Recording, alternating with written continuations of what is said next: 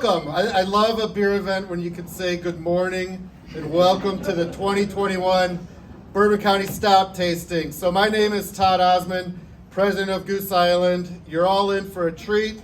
I know we talk too long sometimes. I know you want to get to the tasting, so I'm gonna do some quick introductions, but we've got some brewers with us. We have brewer Mike over here, who's in charge of all our innovation and can go real deep on a lot of these beers. We have brewer Luis over here. I think that's Luis. I can't even see with mask on. Yep, we got brewer Luis, who works in the pub. We've got brewer Mike, another brewer Mike, hey everybody. Who brews all the beers here in that great lager that he's drinking, getting his palate ready for all these Bourbon counties. We've got brewer Allison, who works in our brew house over at Fulton Street, makes this base beer of Bourbon County Stout all year long. We've got Chef Henry, who's going to come out in a little bit. Good morning, guys. And talk about the food and the pairings. And then we got a whole host of pub employees that are going to be helping you out, Goose Island employees, throughout the next hour here. So with that, let's get started. This 9 a.m. group, I love it because the only people that have tried the full portfolio are Goose employees. Not even all employees. Allison just told me she hasn't had all the finished Bourbon County Stouts yet, but yeah, out of the tank. And a handful of media people, right? Just a handful of media people, especially the ones we like, right?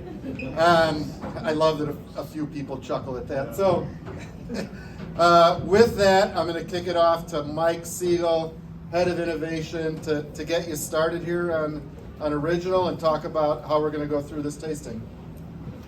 Thank you, Todd. Thanks to you folks for coming out. We got 8 beers. We've been doing these tastings in about 2 hours, so we got about half the time. And there's a lot of backstory with Bourbon County Stout. First and foremost, I'd like to start with a cheers. Thanks for coming out. Bourbon County Stout this is the home of Bourbon County Stout. It was first brewed here in 1992. So I oftentimes talk for 20 minutes without sipping, so I'm going to take my first sip. And then I'm going to start talking. So the first barrel-aged stout going back to 1992. Greg Hall, son of our founder John Hall, who was brewmaster, longtime brewmaster here, wanted to brew a special batch of beer for batch 1000 here to commemorate 1,000 brews. He just happened to have the acquaintance of the great grandson, I believe, of Jim Beam, Booker No, then master distiller at Jim Beam. They were at a bourbon beer and cigar dinner in South Bend back in '92. They made the acquaintance. Greg wanted to age beer in bourbon barrels, and Booker accommodated. He sent a couple of these Jim Beam bourbon barrels to this brewery. Greg made a big imperial stout. The mash was overflowing. We tell the story of, it's the biggest beer they ever made, big malty beer. Went in the barrel for 100 days, and out came Bourbon County Stout, the first beer. There's a lot of other layers of story there, but that's kind of the nuts and bolts of it. It started as this 100-day-old bourbon barrel-aged imperial stout. These days, it's a little bit different. It's 12 months in the barrel, so what you're tasting here is a blend of Heaven Hill, Buffalo Trace, and Wild Turkey barrels. So this is all done at our production facility where Alice and I work. This is 2 miles away. And then the barrel warehouse is about another 1.5 miles from there. So all Bourbon County Stout is made there these days. Aged for 12 months in barrels, as I mentioned, Heaven Hill, Buffalo Trace, and Wild Turkey. These are 3 of the finest distilleries that you're going to find. We've been using that blend of 3 for the last 3 years or so. It hasn't always been that. Again, it was Jim Beam for a long time, but we really like the quality of those distilleries. So from a tasting perspective, has anybody here not had Bourbon County Stout before? I think we've got a bunch of seasoned veterans here. Okay, that's no problem. Have any of you been to this tasting before? A tasting here on Black Friday? Is this your first? Okay. So first and foremost, this is a tasting, but we want to have some fun too. So, and if you've got questions along the way, feel free. I've got a lot of information jammed in this head, and I'll just go down a tangent unless I'm stopped. So Todd is good to interrupt me if I'm going too far astream, but I want you to ask questions as we're tasting. So as I mentioned, 12 months in barrels.